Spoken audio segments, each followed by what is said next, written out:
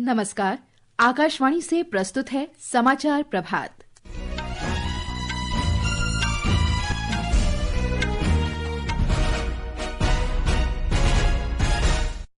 महाराष्ट्र सरकार ने स्विट्जरलैंड के दावोस में विश्व आर्थिक मंच की वार्षिक बैठक में 15,70,000 करोड़ रुपए के 54 समझौता ज्ञापन पर हस्ताक्षर किए। नेताजी सुभाष चंद्र बोस की 128वीं जयंती के अवसर पर आज पराक्रम दिवस मनाया जा रहा है। केंद्रीय अन्वेषण ब्यूरो ने आरजीकर दुष्कर्म और हत्या मामले में आरोपी संजय रॉय के खिलाफ मृत्युदंड की मांग करते हुए कलकत्ता उच्च न्यायालय में अपील दायर की।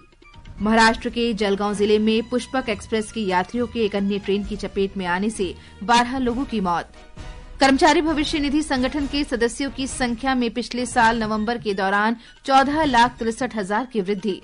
और भारत ने कोलकाता के ईडन गार्डन में पहले 2020 क्रिकेट मैच में इंग्लैंड को 7 विकेट से हराया। समाचार प्रभात के साथ मैं फरहत नाज। महाराष्ट्र सरकार ने स्विट्जरलैंड के दावोस में विश्व आर्थिक मंच की वार्षिक बैठक के दौरान 15,70,000 करोड़ रुपए के 54 समझौता ज्ञापन पर हस्ताक्षर किए हैं। हमारे संवाददाता ने बताया है कि इन समझौते से विभिन्न क्षेत्रों में रोजगार के लगभग 16,000 अवसर सृजित होने की संभावना है। 14,652 करोड़ रुपए के निवेश की आवश्यकता वाली इस परियोजना का लक्ष्य विदर्भ क्षेत्र के विकास पर ध्यान केंद्रित करते हुए 8,760 प्रत्यक्ष और अप्रत्यक्ष जॉब की निर्मित करना है। सबसे बड़ा समझौता ज्ञापन रिलायंस समूह के साथ हस्ताक्षरित हुआ, जिसने पेट्रोकेमिकल्स, पॉलिस्टर, नवीकरणीय ऊर्जा, बायो एनर्जी, हरित हाइड्रोजन, दूरसंचार, डेटा केंद्र, आतिथ्य और रियल इस्टेट में निवेश के लिए 3 लाख करोड़ रुपए से ज्यादा का वादा किया है। महाराष्ट्र के मुख्यमंत्री देवेंद्र फडणवीस ने राज्य को $1 ट्रिलियन की अर्थव्यवस्था हासिल करने के लक्ष्य पर जोर दिया है। भावना, आकाशवाणी समाचार, मुंबई। दावोस में 24 जनवरी तक चलने वाले सम्मेलन में 5 केंद्रीय मंत्रियों, 3 प्रमुख मंत्रियों और लगभग 100 कंपनियों के मुख्य कार्यकारी अधिकारी भाग ले रहे हैं।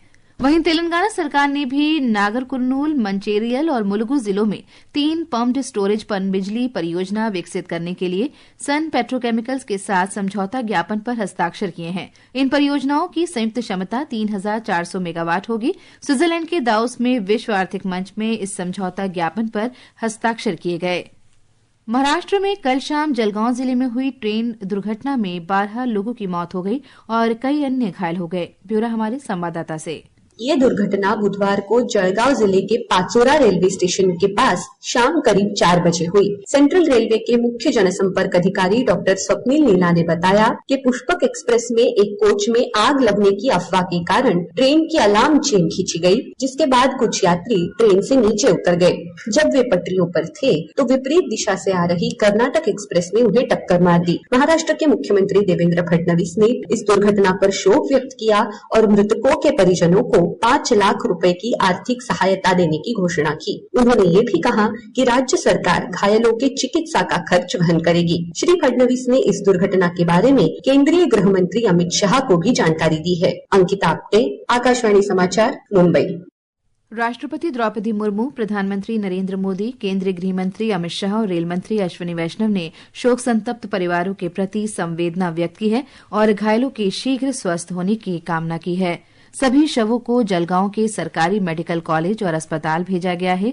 5 मृतकों की पहचान कर ली गई है। जलगांव कलेक्ट्रेट में 025722179193 नंबर की हेल्पलाइन सेवा भी उपलब्ध कराई गई है, जिस पर संपर्क किया जा सकता है। नंबर एक बार फिर सुन लें, 025722179193 पर आप संपर्क कर सकते हैं। रेलवे प्रशासन ने बताया है कि दुर्घटना के कारण मुंबई से आने जाने वाली Punjab mail, Geetanjali Haridwar, Karnataka express, Sitapur superfast और बडनेरा नासिक ट्रेनों सहित करीब 8 ट्रेनें 1.5 से 2 घंटे तक की देरी से चल रही हैं।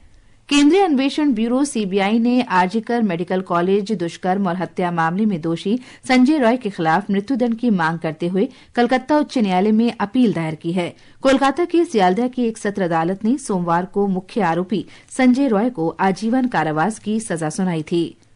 कर्मचारी भविष्य निधि संगठन के सदस्यों की संख्या में पिछले वर्ष नवंबर के दौरान 14,63,000 की वृद्धि हुई है। इनमें 18 से 25 वर्ष तक के नए सदस्यों की संख्या 4,81,000 है। नए सदस्यों में महिलाओं की संख्या लगभग 2,40,000 है।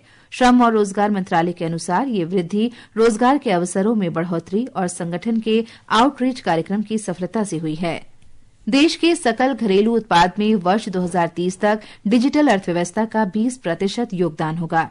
इलेक्ट्रॉनिकी और सूचना प्रौद्योगिकी मंत्रालय द्वारा कल जारी एक रिपोर्ट में ये बात कही गई है। रिपोर्ट के अनुसार वर्ष 2022-23 में राष्ट्रीय आय में डिजिटल अर्थव्यवस्था का योगदान 11.74% था, जो तेजी से बढ़ रहा है।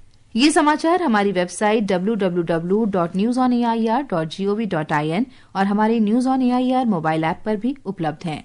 नेताजी सुभाष चंद्र बोस की 128वीं जयंती के अवसर पर आज पराक्रम दिवस मनाया जा रहा है। इस 3 दिवसीय समारोह का आयोजन संस्कृति मंत्रालय द्वारा ओडिशा के कटक में किया गया है। हमारे संवाददाता ने बताया है कि इस कार्यक्रम का उद्घाटन ओडिशा के मुख्यमंत्री मोहन चरण मांझी करेंगे। इस अवसर पर कई गणमान्य व्यक्ति नेताजी को श्रद्धांजलि देंगे और उनके कटक स्थित पैदाइशी घर पर राष्ट्रीय ध्वज फहराएंगे, जिसे अब सुभाष चंद्र बोस की स्मृति में समर्पित एक संग्रहालय में तब्दील कर दिया गया है। इसके बाद प्रधानमंत्री नरेंद्र मोदी के एक वीडियो संदेश के साथ बाराबती किले में पराक्रम दिवस समारोह की शुरुआत होगी। इस समारोह में नेताजी के जीवन पर केंद्रित एक पुस्तक, फोटो और अभिलेखीय प्रदर्शनी आयोजित की जाएगी। इस अवसर पर एक मूर्तिकला कार्यशाला और एक चित्रकला प्रतियोगिता तथा कार्यशाला का भी आयोजन होगा। इस दौरान नेताजी की विरासत के सम्मान में सांस्कृतिक कार्यक्रम भी प्रस्तुत किए जाएंगे। आकाशवाणी समाचार दिल्ली के लिए आदर्श। और अब खबरें महाकुंभ से।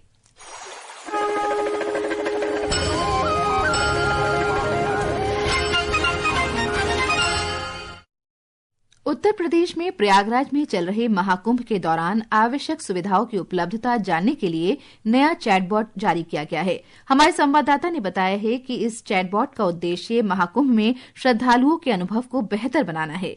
एआई आधारित चैटबॉट का उपयोग करने से 1 किलोमीटर के दायरे में स्थित पार्किंग स्थल, फूड कोर्ट और अस्पतालों के बारे में सटीक जानकारी मिल सकेगी। यह न केवल तीर्थयात्रियों को महाकुंभ की पूरी मैपिंग प्रदान करेगा, बल्कि आसान नेविगेशन के लिए गूगल मैप लिंक के साथ प्रत्येक क्षेत्र के बारे में विस्तृत जानकारी भी प्रदान करता है। अपर मेला अधिकारी विवेक चतुर्वेदी ने कहा कि एआई चैटबॉट तीर्थयात्रियों को पार्किंग, परिवहन, बैंकिंग, वाटर, एटीएम और अन्य सेवाओं के बारे में महत्वपूर्ण जानकारी पल भर में देने में सक्षम बन रहा है। चैटबॉट उपयोगकर्ताओं को उनकी जरूरतों के हिसाब से real time PDF file download करने की भी सुविधा देता है। केवल एक क्यूआर कोड को स्कैन करके श्रद्धालु अपने मोबाइल पर सीधे महत्वपूर्ण जानकारी प्राप्त कर सकते हैं। आनंद कुमार, आकाशवाणी समाचार, प्रयागराज।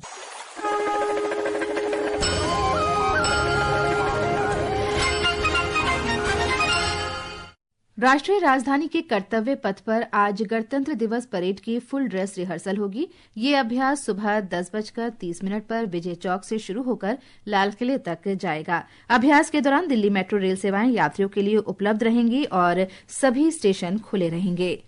76वीं गणतंत्र दिवस परेड के दौरान देश की विविधता और सांस्कृतिक समावेशिता को दर्शाने वाली विभिन्न राज्यों, केंद्र शासित प्रदेशों और केंद्रीय मंत्रालयों की कुल 26 झांकियां तैयार की गई हैं। इस बार झांकियों का थीम है स्वर्णिम भारत, विरासत और विकास। परेड में 16 राज्यों और केंद्र शासित प्रदेशों के साथ साथ 10 मंत्रालयों और विभागों की अनूठी थीम वाली झांकियां भी शामिल होंगी। आकाशवाणी समाचार से विशेष बातचीत में एकीकृत रक्षा स्टाफ के एयर कमोडोर मनीष सबरवाल ने बताया कि इस वर्ष परेड में तीनों सेनाओं की एक खास झांकी में भाग लेगी। इसकी जो सेंट्रल थीम है वो है सशक्त और सुरक्षित भारत, और इस डब्ल्यू में आपको बताना चाहूंगा कि एक जॉइंट ऑपरेशंस रूम दर्शाया गया है, जिसमें तीनों सर्विसेज एक साथ एकजुट होकर एक ही जगह पूरे युद्ध का संचालन कर पाएगी। और इसके साथ में इसके ऊपर 3 पायलट्स एंड ऑफिसर्स जो रहेंगे, तीनों सर्विसेज के रहेंगे for the first time on one single W. Parade में मौसम विभाग भी पहली बार अपनी झांकी निकालेगा।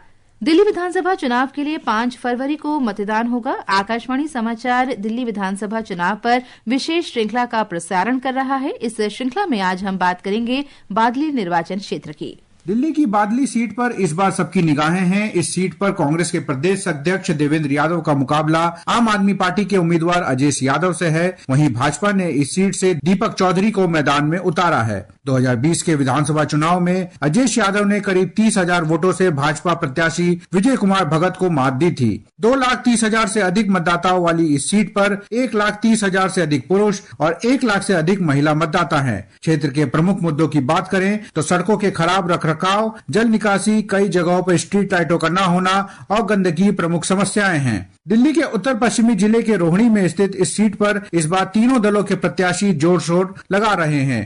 भूपेन्द्र सिंह, आकाशवाणी समाचार, दिल्ली। और खेलों में पुरुष और महिला हॉकी इंडिया लीग में कल एक मुकाबले खेले गए। ब्यौरा हमारी संवाददाता से। महिलाओं का मैच हुआ शराची रार बंगाल टाइगर्स और दिल्ली एसजी पाइपर्स के बीच में। वहीं पुरुषों का मुकाबला हुआ दिल्ली एसजी पाइपर्स और जेएसडब्ल्यू सूरमा हॉकी क्लब के बीच में। महिलाओं के बीच हुए मुकाबले में जीत दर्ज करी शराची रार बंगाल टाइगर्स ने दिल्ली एसजी पाइपर्स को 2-0 से हराकर। कैथरीन मलन ने शराची रार बंगाल टाइगर्स के लिए 2 गोल किए 21वें और 33वें मिनट में, जिससे वे अभी भी फाइनल में जगह बनाने की दौड़ में बने हुए हैं। पुरुष हॉकी का मुकाबला हुआ जेएसडब्ल्यू सूरमा हॉकी क्लब और दिल्ली एसजी पाइपर्स के बीच में। सूरमा हॉकी क्लब ने ये मुकाबला अपने नाम कर लिया। दिल्ली एसजी पाइपर्स को 2-1 से हराकर। सूरमा हॉकी क्लब की तरफ से 2 गोल दागे हरजीत सिंह और गुरजैंत सिंह ने। आकाशवाणी के लिए मैं हूं साक्षी मांडवाल। भारत ने 5 2020 क्रिकेट मैचों की श्रृंखला के पहले मैच में इंग्लैंड को 7 विकेट से हरा दिया। कोलकाता के ईडन गार्डन स्टेडियम में इंग्लैंड ने जीत के लिए 133 रन का लक्ष्य दिया था, जिसे भारत ने 13वें ओवर में 3 विकेट पर हासिल कर लिया। भारत की तरफ से अभिषेक वर्मा ने सर्वाधिक 79 रन बनाए। और अब आज के समाचार पत्रों की सुर्खियों के साथ हैं मनोज। धन्यवाद फरहत। गणतंत्र दिवस परेड का पूर्ण अभ्यास आज। बाधित हो सकता है यातायात। पुलिस ने लोगों से की अपील, परामर्श के अनुसार ही बनाए यात्रा की योजना। जनसत्ता सहित सभी अखबारों में है। नवभारत टाइम्स की खबर है, महाराष्ट्र के जलगांव जिले में हादसा, 12 की मौत, 40 घायल।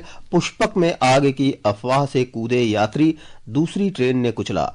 दुनिया भर में हर 12वां बच्चा ऑनलाइन यौन उत्पीड़न का शिकार। इंटरनेट बन रहा क्राइम सीन। हर सेकंड 10 बच्चे हो रहे पीड़ित। राजस्थान पत्रिका की खबर है। राष्ट्रीय नाट्य विद्यालय का भारत रंग महोत्सव 28 से। जनसत्ता की सुर्खी है, पत्र लिखता है, नेपाल और श्रीलंका सहित 13 शहरों में किया जाएगा आयोजन। सोना पहली बार 80,000 पार, 22 दिन में 4,000 रुपए बढ़े दाम। दैनिक भास्कर की खबर है।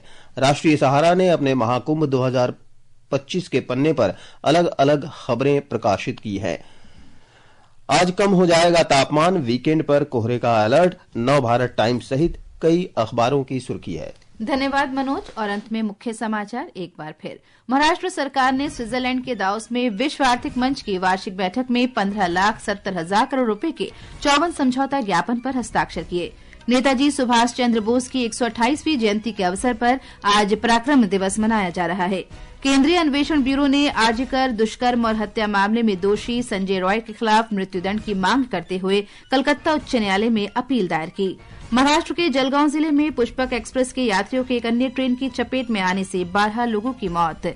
और भारत ने कोलकाता के ईडन गार्डन में पहले 2020 क्रिकेट मैच में इंग्लैंड को 7 विकेट से हराया।